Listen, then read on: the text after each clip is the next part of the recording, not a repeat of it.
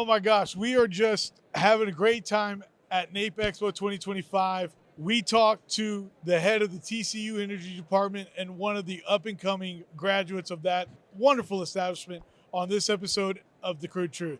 In 1901, at Spindletop Hill near Beaumont, the future of Texas changed dramatically as, like a fountain of fortune, thousands of barrels of oil burst from the earth towards the sky.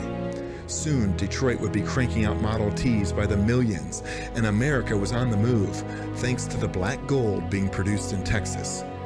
Now, more than a century later, the vehicles are different, but nothing else has truly changed. Sure, there may be many other alternative energy sources like wind and solar and electric. But let's be honest, America depends on oil and entrepreneurs, and if the USA is truly going to be independent, it has to know the crude truth. This episode is brought to you by LFS Chemistry. We are committed to being good stewards of the environment. We are providing the tools so you can be too. Nape Expo, where deals happen. Air Compressor Solutions. When everything is on the line, Air Compressor Solutions is the dependable choice to keep commercial business powered up. Sandstone Group. Exec Crew. Elevate your network, elevate your knowledge. Texas Star Alliance. Pecos Country Operating. Fueling our future. As we keep going at NAPE 2025, I just want to say thank you again to NAPE and AAPL as we just continue to have a wonderful time here this year. And right now, this is definitely a Homer episode, something that just I had to do. I saw you yesterday. My guests today are Nikki Morris and Valeria. How are y'all doing? Good. Great. Doing. I would butcher your last name. Can you say it for me? Valeria Rodriguez. There you go. Valeria Rodriguez. She says it so much better. I know. Us Americans can't do it. And Nikki, last year we had Ann Blunter on, but since then she has gone to the ham, literally, and you are now running the TCU Energy Department as a whole. And what a change it has been. You have literally hit the ground running over there to where everybody is like, what's going on? Which way are we going? What's going on? And yet everybody is like pep in their step and just having a great time. Yeah. Well, thank you, Ray. And thanks for asking the question. But I'm loving being back on this side of the fence coming from the industry. Yes. I mean, I would have never guessed I would be back at TCU after 20 years, but why not? And so running a really cool institute with great people. And we've got a lot of things we want to accomplish with our undergrads like Valeria. We have an energy club and the energy MBA with our professional students for the graduate program. So all things are moving very fast and it's exciting. It'll be really cool to see where we take it this year. Well, that's something that I'm excited about, and that you brought in that you are a TCU grad, and we talked about it off camera. There's so much oil and gas, I believe, in the Fort Worth area that this program is great. The master's program that I'm in that people know about is amazing.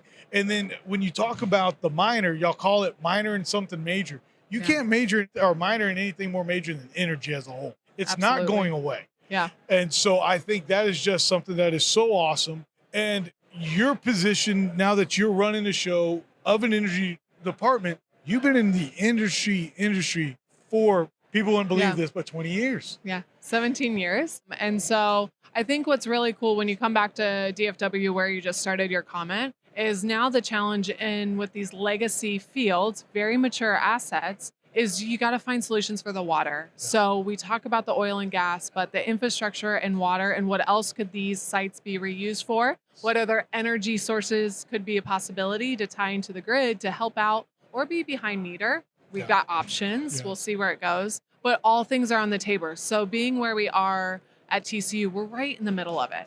We've got the oil and gas background. We've got companies with hydrogen, energy storage, lithium batteries, geothermal. Yeah. It's just it's an element of oil and gas exploration. So many of those skill sets transfer to all of these other energy sources or nuclear or whatnot. So it's an exciting time. And you're right. There's a lot of, I would say, challenges in the near term that we need to get the students getting to dive into some of these challenges and figure out these very innovative solutions with our partners to find ways to combat the economic hurdles that they all face. Yes, and Valeria, as she talks about these challenges with students, you're getting ready to graduate with your undergrad, and you've already got a job lined up, and you still got 2 or 3 months before you walk the stage. Is that right? Yes, that's right. I mean, let's talk about that and what your experience has been like. Yeah, of course.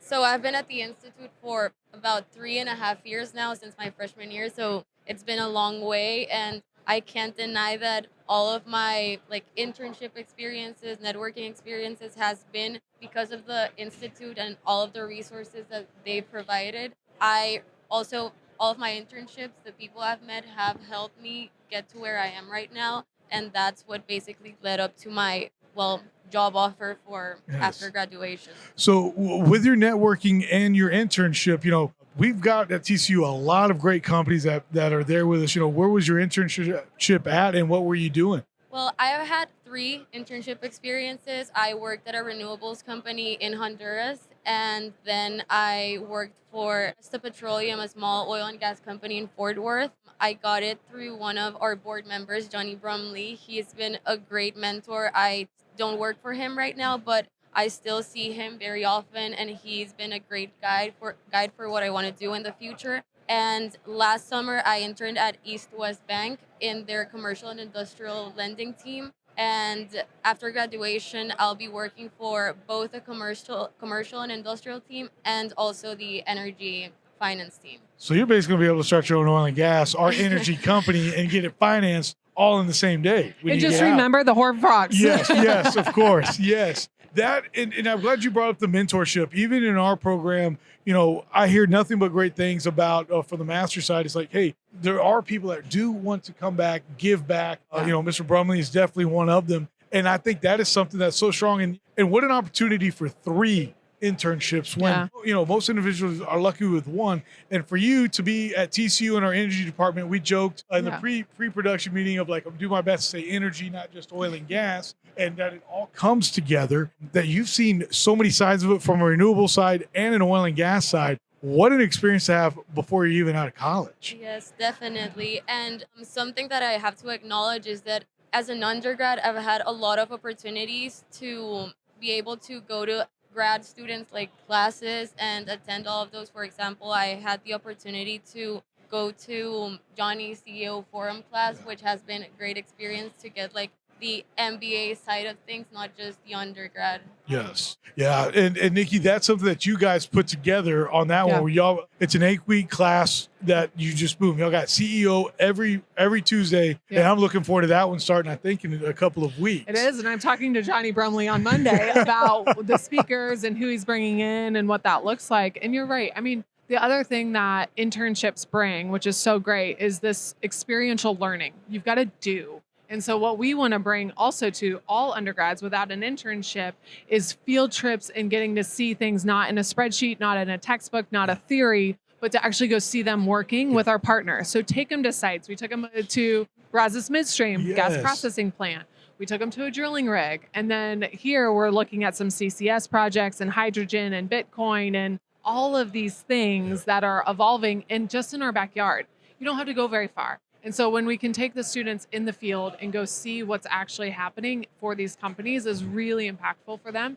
And then they get curious and motivated on a particular topic because then they'll gravitate where they want to go. But they got to see it first. Yeah. Man, as you talking about all these great things, y'all even did a trip to Midland, a turnaround. Y'all chartered a bus. Oh, no, we took the geology vans from. You took the geology vans? We loaded up, went to Midland, and came back same day. Yeah, that was a turnaround trip.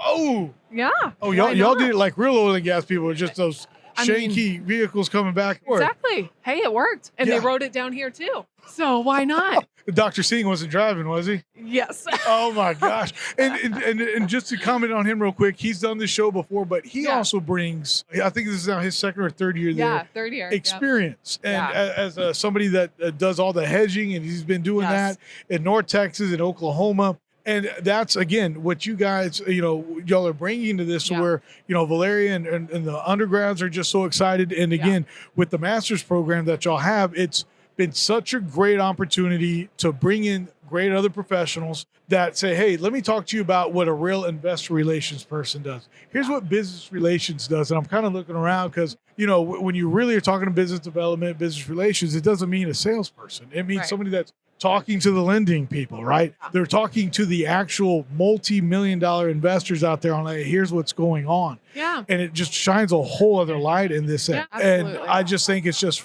amazing. And again, as much as I love oil and gas, there's so many more avenues, right? That oil and gas can bring in, like you were talking about. That was something that we just had on with George at Black Mountain. Yeah. He goes, hey, we started in oil and gas, but now they're doing same thing, the data mining. They're doing some kind of brine. And it's like, here's all the other things that come because of that. Yeah. And I think that is just amazing. You know, as you get your foothold there now at TCU, and I think your office is set up. I don't know. You know, what are you excited for come the fall of this year? You know, So come the fall, I would say short term though is our Global Energy Symposium. We're So gonna we get gotta there, we yes. gotta nail that one. It's Yes. April 3rd. So information will be going out starting on Monday on that. And so we're really excited about the lineup that we have going forward. Really great discussion and great people that are going to be attending that. And it's well represented. I would say longer term is a matter of getting our energy club, which Yes. Valentina was very much a part of as the president of that, and getting that in case competition. So we have undergrads and grad students. And so now we need to go put them to work and share this energy education around our community. So Fort Worth ISD, they can walk to umpteen schools from campus. Why not send some students to go talk about energy in the classroom? Or participate in the case competition every fall with Switch Energy Alliance, Scott Tinker's group. I mean, it's fabulous. So I think there's a lot of cool stuff, not just in the course curriculum, that we're going to just talk about energy and use the club because we have a lot of flexibility. So we can base it off what the students need or what their asks are, and we can adapt it. We're really flexible with that. So that's what TCU can offer undergrads and graduates to participate in some of these things that we'll kind of pivot depending on the topic, but we can share the word and get people more educated on all the energy sources that we have. So this is not your first rodeo. You are awesome at this whole. I think there's obviously a reason. Corporate America. And you'll have an event in Midland in a couple of weeks. Is that correct? February 19th, we're going to meet with Lori Blong, the mayor, and then the Permian Strategic Partnership Group and Midland Corporate Development to talk about how energy played such a key role in the development of Midland, Odessa. I mean, having started out there in 2007, it's a different city. Yeah. It's a different town. The camaraderie is fabulous. The community engagement is great. And they're just doing awesome things. And I want them to share that with young professionals and say, hey, how do we make sustainable business solutions in the right way? And it takes everyone. Yeah. It's not going to be one person. And they're doing a really good job of that. So we want to highlight it. And I may embellish the number a little bit, but in my cohort alone, I think a third of our cohort is in Midland. I know. So we need and to at huge places, Diamondback, not Concho, ConocoPhillips. Yep. I mean, and then some of the even bigger family offices. Yes. And it's just so cool to see that. So there's a good frog there. The I-20 corridor Yeah. is going to be a thing. So we're going to make sure that we make that link very strong and work with our partners that are out there. For sure. You know, Valeria, you guys were all part of that TCU Energy Club this year. You know, what was the highlight of that, and why would you recommend other students to go be a part of that in the future? Of course. As I mentioned, a big part of the club is connecting students with important industry leaders and help them basically get internships, land their dream jobs. And that's the main incentive as of why I was there, and that I know that a lot of current members are there too. So we help all of them connect with people so that they can get internships and jobs and network. The networking is strong at TCU. And I think, and I've said this before on other people, it's like, yeah, the TCU Energy Department may be small or young, but just the TCU network alone, in my opinion, puts it right up there with OU and UT of their energy department. You know what's crazy with that, Ray? I don't know if you guys know this stat, but I think just this past year we hit 100,000 alums. So Wow. keep that in mind how small TCU is. I mean, one class at A&M is how many? 50. I mean, how many students do they have at A&M right now? 50 or 60,000. Right. I mean, we just hit 100,000 alums for our university. And so I think it's really impressive how our network does work and how much they give back. I mean, the alum group is fabulous and everyone's willing to help. And it's a really cool team family to be a part of, for sure. Yes. No, Nikki, you know, for those out there that are looking to possibly get into the energy MBA program, which I think has been great for me as a small operator with a small family office, is like, how do we scale? And having classes like with the Pegasus Lynn Frank, And even with a gentleman named Mr. Warren with his economics class last year, it's like, these are things that I can take to allow us to grow and become the next Diamondback or Double Eagle and things like that. And those are the things that I think that I'm really going to take away from it. I remember when the recruiter was like, well, what do you want to do? And I was like, I want to build a better business. Like, even though I love my business, like, but we want to scale. And he goes, so you're not here to try to get it. I was like, no, I build a better business. And I recommend that so much for everybody out there. It's like, it's been a great program, and I look only continue to move forward with it. But, for anybody out there that's thinking about going to TCU or is thinking about minoring in this energy, what would you say? Well, you can see it in our slogan, minor in something major. Energy is something that's not going anywhere, and it's not just about choosing one thing. It's about thinking about the big picture and finding sustainable solutions to have an effective and sustainable enery mix. She's going to be a good Look at PR that. person I down know. the road. I Wow. like that. That was a great response. Wow. I think you've been hanging out with Mr. Morris. We'll talk. That was great. Go you. Well, I cannot thank y'all enough. And yesterday, like I said, I saw you with Dr. Blunter yesterday, and y'all looked like y'all were in a conversation. I was not dressed like this, and I was like, I got to get you on the show. I'm sorry to interrupt. And y'all were like, I'd love to do it. And so thank you so much. So and looking forward to even more coming from TCU just in general. And best of luck to you and all that you're doing. So again, thank y'all so much for a few minutes. Absolutely. Oh my Thanks, gosh. Ryan. And everybody out there, again, the Nape Expo, and check out TCU. Go Frogs. And we'll see you again on another episode of The Crude Truth. Again, the Crude Truth would like to thank today's sponsors: LFS Chemistry, Nape Expo, Air Compressor Solutions, Sandstone Group, Exec Crew, Texas Star Alliance, Pecos Country Operating, and Real News Communication Network. The easiest way to start your own podcast and TV show? Real News Communications Network. Stand out from your competition. Produce streams of high-quality social media content. Become a thought leader in your industry. With RNCN, you get to be the host. We handle everything else. Tour one of our 3 locations in Dallas, Fort Worth, and the Colony. Call 972-402-6333 or visit launchashow.com to find out more.